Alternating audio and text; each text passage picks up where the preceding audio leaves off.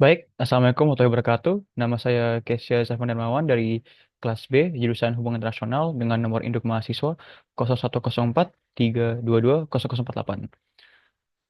Halo semuanya, Pak Wibawanto dan teman-teman sekalian. Dalam video ini saya akan menjelaskan apa saja yang sudah saya pelajari dalam mata kuliah Ekonomi Politik Amerika yang diajarkan oleh Pak Wibawanto eh, dari minggu pertama. Saya dan teman-teman saya masuk kelas sampai dengan minggu tes ini.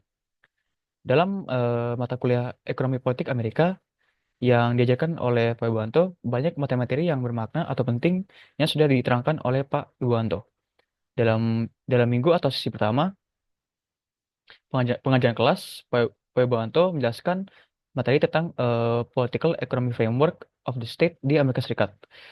Political Economy Framework of the State di Amerika Serikat merupakan pendekatan yang menganalisis bagaimana institusi politik dan ekonomi saling berinteraksi dalam membentuk kebijakan publik, struktur kekuasaan, dan distribusi sumber daya. Kerangka ini berakar pada pemahaman bahwa negara bukan sekedar entitas netral yang mengatur ekonomi, melainkan aktor yang memiliki kepentingan tersendiri dan dipengaruhi oleh berbagai kelompok kepentingan serta dinamika pasar. Secara historis, Amerika Serikat telah berkembang dalam sistem ekonomi kapitalis yang berpadu dengan demokrasi liberal.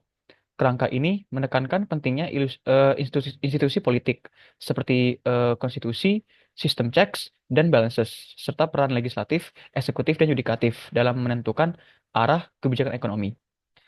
Sistem federalisme di Amerika Serikat juga memainkan peran penting, di mana kekuasaan terbagi antara pemerintah federal dan negara bagian, menciptakan dinamika yang kompleks dalam pengambilan kebijakan ekonomi. Dalam perspektif politik ekonomi, negara di Amerika Serikat berfungsi sebagai fasilitator sekaligus regulator bagi pasar. Negara menetapkan kebijakan yang memungkinkan pasar beroperasi dengan relatif bebas, tetapi juga memberlakukan regulasi untuk menghindari ketimpangan yang terlalu ekstrim atau mencegah monopoli yang merugikan masyarakat.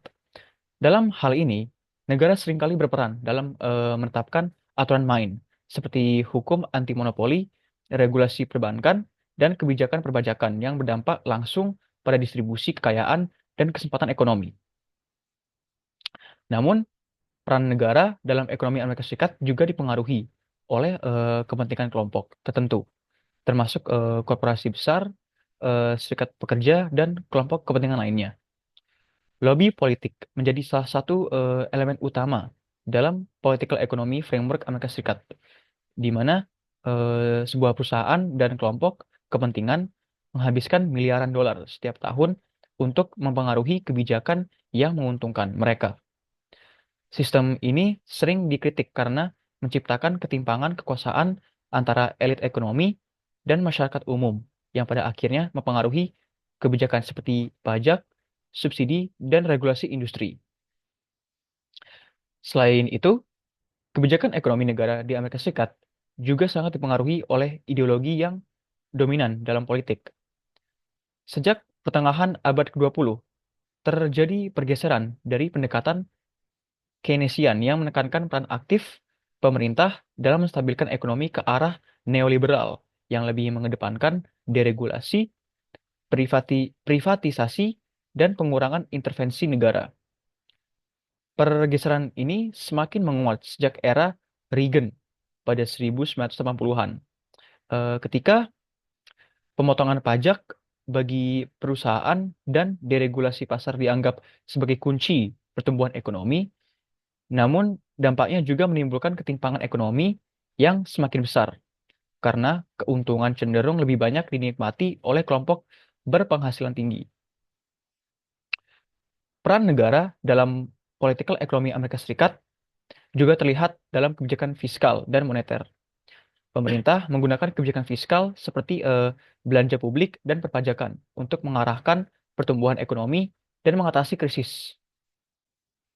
Sementara itu, Federal Reserve sebagai otoritas moneter independen memainkan peran penting dalam mengontrol inflasi, suku bunga, dan stabilitas ekonomi melalui kebijakan moneter. Meskipun Federal Reserve secara teknis independen dari tekanan politik, keputusan yang diambil seringkali memiliki implikasi politik yang besar, terutama dalam menghadapi resesi atau ketidakstabilan ekonomi.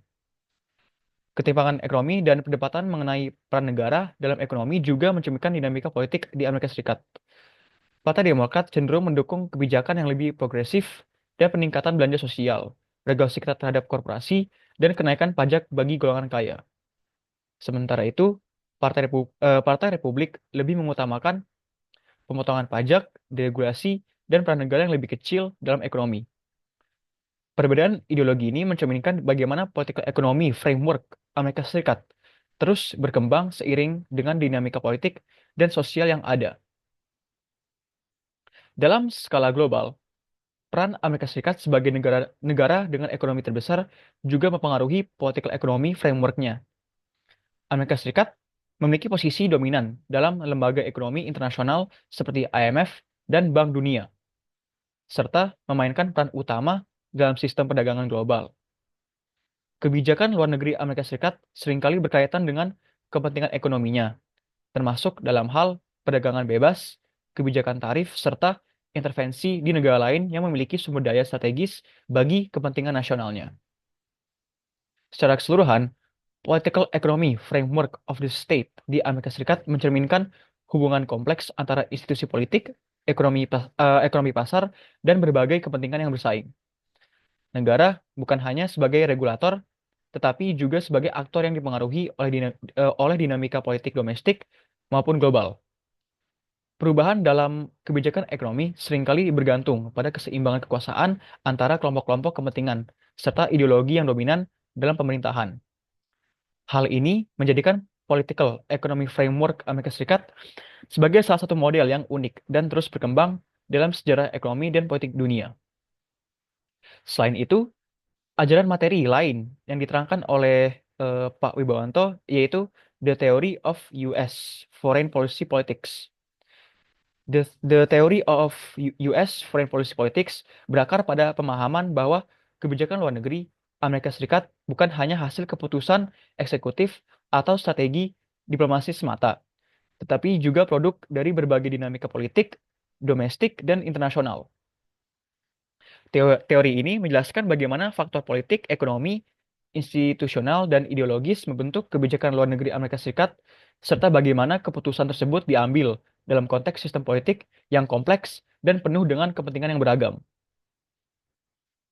Salah satu pendekatan utama dalam teori kebijakan luar negeri Amerika Serikat adalah realisme, yang berfokus pada kepentingan nasional dan keseimbangan kekuasaan dalam sistem internasional. Menurut perspektif ini, Amerika Serikat sebagai negara adidaya bertindak berdasarkan kalkulasi rasional untuk mempertahankan posisinya dalam tatanan global. Kebijakan luar negeri Amerika Serikat seringkali diarahkan untuk melindungi kepentingan strategisnya, baik dalam bentuk intervensi militer, perjanjian perdagangan, maupun aliansi keamanan. Pendekatan ini terlihat dalam berbagai kebijakan sepanjang sejarah, seperti strategis containment terhadap Uni Soviet selama Perang Dingin, intervensi di Timur Tengah, dan kebijakan keseimbangan kekuatan terhadap Tiongkok di era kontemporer. Namun, realisme bukan satu-satunya teori yang menjelaskan politik luar negeri Amerika Serikat. Pendekatan liberalisme juga menekankan peran institusi internasional, nilai-nilai demokrasi, dan interdependensi ekonomi dalam membentuk kebijakan luar negeri Amerika Serikat. Teori ini berargumen bahwa Amerika Serikat tidak hanya bertindak berdasarkan kepentingan kekuasaan, tetapi juga berusaha membentuk tatanan internasional yang lebih stabil melalui diplomasi, organisasi multilateral, dan perdagangan bebas. Misalnya, keterlibatan Amerika Serikat dalam PBB, NATO, dan berbagai perjanjian perdagangan internasional seperti NAFTA dan TPP, mencerminkan kecenderungan liberal dalam kebijakan luar negerinya. Pendekatan ini juga terlihat dalam upaya Amerika Serikat mempromosikan demokrasi di berbagai belahan dunia, meskipun seringkali disertai dengan kepentingan strategis tertentu. Pendekatan lain yang berpengaruh dalam teori konstruktivisme juga menekankan bahwa kebijakan luar negeri Amerika Serikat tidak hanya ditentukan oleh kepentingan material, tetapi juga oleh identitas nasional, norma, dan persepsi terhadap dunia luar. Dalam teori ini, bagaimana Amerika Serikat melihat dirinya sendiri dan negara lain sangat mempengaruhi kebijakan luar negerinya. Misalnya, narasi tentang Amerika Serikat sebagai pemimpin dunia bebas telah lama menjadi bagian dari identitas politik luar negeri Amerika Serikat yang membentuk kebijakan intervensi dalam konflik internasional atas nama kebebasan dan hak asasi manusia. Citra musuh seperti poros kejahatan yang digunakan terhadap Iran, Korea Utara, dan Irak pada era George W. Bush juga merupakan contoh bagaimana konstruksi identitas dan persepsi memainkan peran dalam politik luar negeri. Selain faktor teoritis, kebijakan luar negeri Amerika Serikat juga dipengaruhi oleh dinamika politik domestik. Sistem checks and balance antara eksekutif dan legislatif menciptakan ketegangan dalam perumusan kebijakan luar negeri. Presiden sebagai kepala eksekutif memiliki kekuasaan yang cukup besar dalam menentukan kebijakan luar negeri, termasuk kewenangan untuk merundingkan perjanjian, mengirim pasukan militer, dan mengelola hubungan diplomatik. Namun, Kongres juga memiliki peran penting, terutama dalam menyetujui anggaran militer, menyetujui perjanjian internasional, mengawasi tindakan Presiden melalui berbagai komite, seperti Komite Hubungan Luar Negeri Senat. Ketegangan antara Presiden dan Kongres seringkali terlihat dalam isu-isu seperti sanksi ekonomi, kebijakan terhadap negara tertentu, atau persetujuan perjanjian multilateral. Lobby dan kelompok kepentingan juga memiliki pengaruh besar dalam politik luar negeri Amerika Serikat.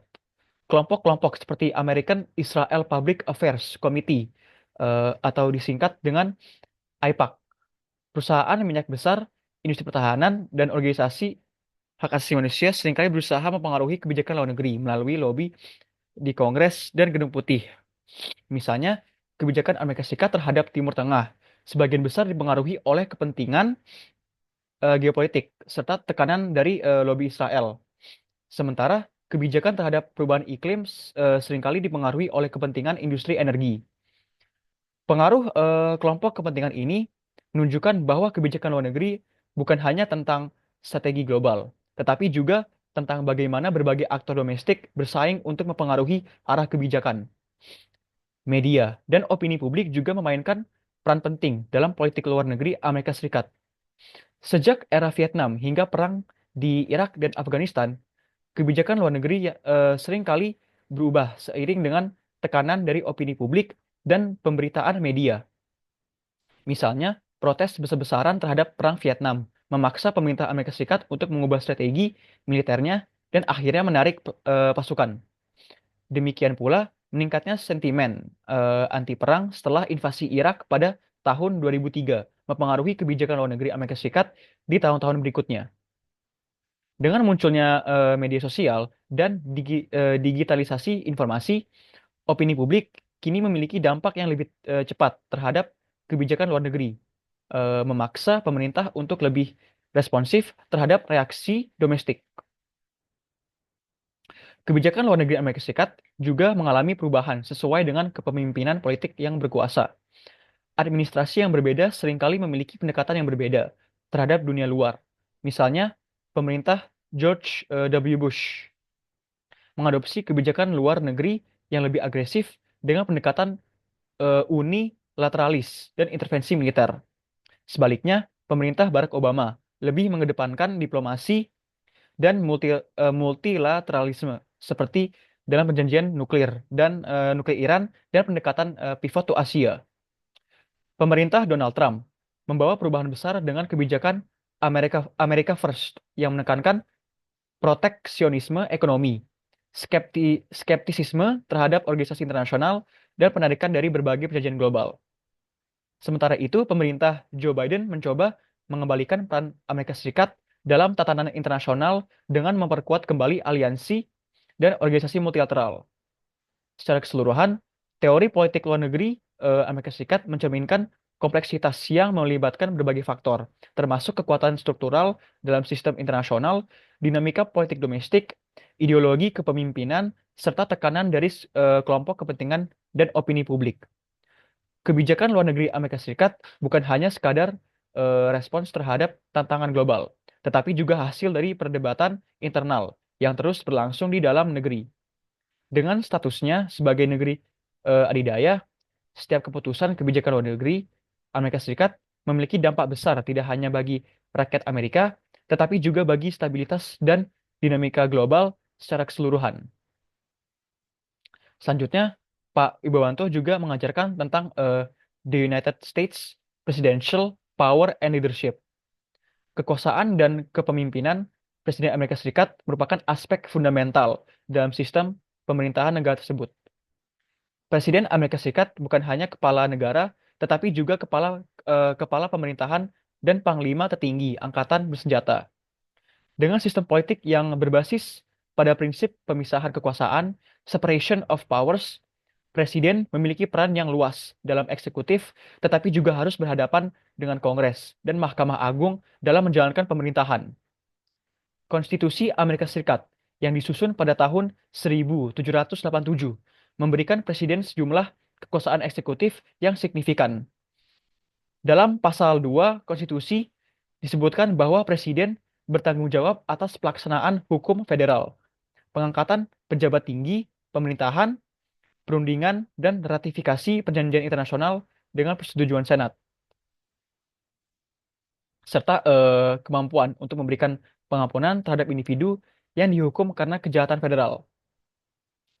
Salah satu kekuasaan terpenting yang dimiliki oleh presiden adalah kemampuan untuk mengeluarkan perintah eksekutif, executive orders, yang memungkinkan presiden untuk mengambil tindakan tanpa persetujuan langsung dari Kongres. Meskipun perintah eksekutif dapat dibatalkan oleh pengadilan atau diubah oleh presiden berikutnya, instrumen ini telah digunakan secara luas untuk mengimplementasikan kebijakan dengan cepat. Sebagai kepala pemerintahan, presiden bertanggung jawab atas administrasi pemerintahan federal dan bertindak sebagai pemimpin dalam kebijakan domestik dan luar negeri. Kabinet presiden yang terdiri dari para menteri dan pejabat tinggi lainnya berperan dalam membantu pelaksanaan kebijakan di berbagai bidang seperti ekonomi, pendidikan, pertahanan, dan hubungan luar negeri. Namun, tanggung jawab utama tetap berada di tangan presiden yang harus menyeimbangkan kepentingan berbagai departemen dan memastikan bahwa kebijakan nasional sesuai dengan visi dan platform politiknya. Dalam konteks hubungan antara eksekutif dan legislatif, presiden seringkali menghadapi tantangan dari Kongres, terutama jika partai yang berkuasa di Gedung Putih berbeda dengan mayoritas yang menguasai DPR atau Senat. Meskipun presiden memiliki hak veto terhadap undang-undang yang disahkan oleh Kongres, veto ini dapat ditolak jika dua per tiga anggota Kongres memilih untuk mengesampingkannya. Oleh karena itu, keberhasilan seorang presiden dalam menjalankan kebijakan seringkali bergantung pada kemampuannya untuk membangun koalisi dan melakukan negosiasi politik dengan anggota parlemen. Kekuasaan presiden juga mencakup peran sebagai pemimpin militer dan kebijakan luar negeri. Sebagai panglima tertinggi, presiden memiliki otoritas untuk mengerahkan pasukan militer dan mengambil keputusan dalam situasi yang perang atau krisis keamanan nasional. Namun, meskipun presiden memiliki kewenangan besar dalam hal ini, Kongres tetap memiliki kendali atas anggaran pertahanan dan secara konstitusional berhak untuk menyatakan perang. Dalam praktiknya, banyak presiden Amerika Serikat telah menggunakan kekuatan eksekutif untuk melakukan intervensi militer tanpa deklarasi perang resmi dari Kongres, seperti yang terjadi dalam Perang Korea, Perang Vietnam, dan intervensi di Irak serta Afghanistan. Dalam kebijakan luar negeri, presiden memiliki kewenangan untuk menjalin hubungan diplomatik, menundingkan perjanjian internasional, dan menentukan arah kebijakan luar negeri Amerika Serikat. Meskipun perjanjian formal membutuhkan persetujuan dari Senat, presiden dapat membuat perjanjian eksekutif yang tidak memerlukan ratifikasi legislatif, tetapi tetap mengikat secara hukum dalam hubungan internasional. Peran ini menjadikan presiden sebagai aktor utama dalam diplomasi global, baik dalam konteks aliansi militer, perdagangan internasional, maupun resolusi konflik internasional. Kepemimpinan presiden juga sangat dipengaruhi oleh gaya kepemimpinan individu dan dinamika politik yang ada. Beberapa presiden dikenal sebagai pemimpin yang karismatik dan mampu membangun dukungan publik yang luas, seperti Franklin D. Roosevelt yang memimpin Amerika Serikat melalui Depresi Besar dan Perang Dunia II, atau Ronald Reagan yang dikenal dengan pendekatan komunikatifnya yang kuat. Sebaliknya, ada juga presiden yang menghadapi hambatan besar dalam kepemimpinan mereka, baik karena krisis politik, skandal, atau oposisi yang kuat dari Kongres dan publik. Contohnya, Richard Nixon harus mengundurkan diri karena skandal Watergate, sementara Jimmy Carter mengalami kesulitan dalam menangani ekonomi dan krisis sandera Iran yang melemahkan kepemimpinannya. Peran presiden dalam sistem politik Amerika Serikat juga mengalami evolusi dari waktu ke waktu. Pada abad ke-19, presiden lebih berperan sebagai administrator pemerintahan dan cenderung memiliki kekuasaan yang lebih terbatas dibandingkan dengan Kongres. Namun pada abad ke-20 dan ke-21, kekuasaan eksekutif mengalami ekspansi yang signifikan, terutama dalam hal kebijakan luar negeri dan militer. Perang Dunia I dan II, Perang Dingin, serta Perang melawan terorisme setelah serangan 11 September 2001 menjadi faktor yang mendorong presiden untuk memiliki lebih banyak kendali dalam pengambilan keputusan strategis. Dalam era modern, tantangan kepemimpinan presiden semakin kompleks dengan adanya perubahan dalam teknologi, globalisasi, dan dinamika politik domestik. Media sosial telah mengubah cara presiden berkomunikasi dengan publik, memungkinkan mereka untuk berinteraksi langsung dengan masyarakat tanpa melalui media tradisional. Namun ini juga membuka ruang bagi polarisasi politik yang lebih tajam karena informasi dan opini dapat tersebar dengan cepat dan menciptakan perpecahan di antara pendukung dan oposisi. Selain itu, tekanan dari berbagai kelompok kepentingan, perusahaan besar dan lobby politik juga mempengaruhi keputusan presiden dalam menetapkan kebijakan. Seorang presiden harus menyeimbangkan berbagai kepentingan, mulai dari keinginan pemilih, tuntutan dari partai politiknya, tekanan dari kelompok bisnis dan industri, serta tantangan geopolitik internasional. Secara keseluruhan, kekuasaan dan kepemimpinan Presiden Amerika Serikat mencerminkan keseimbangan antara wewenang eksekutif yang luas dan batasan yang diberlakukan oleh sistem checks dan balance. Seorang presiden yang efektif harus memiliki kemampuan untuk membangun konsensus politik yang memahami dinamika domestik dan internasional, serta menavigasi berbagai tantangan yang muncul dalam menjalankan pemerintahan. Dengan posisi Amerika Serikat sebagai negara dengan ekonomi dan militer terbesar di dunia, keputusan seorang presiden tidak hanya berdampak pada rakyat Amerika, tetapi juga pada stabilitas dan arah politik global. Jadi itu saja yang saya akan sampaikan mengenai apa saja yang sudah Pak Wibawanto sudah ajarkan selama dari awal minggu pertama sampai dengan minggu UTS ini. Eh, sekian dari sekian dari saya. Mohon maaf jika ada kesalahan perkataan. Assalamualaikum warahmatullahi wabarakatuh.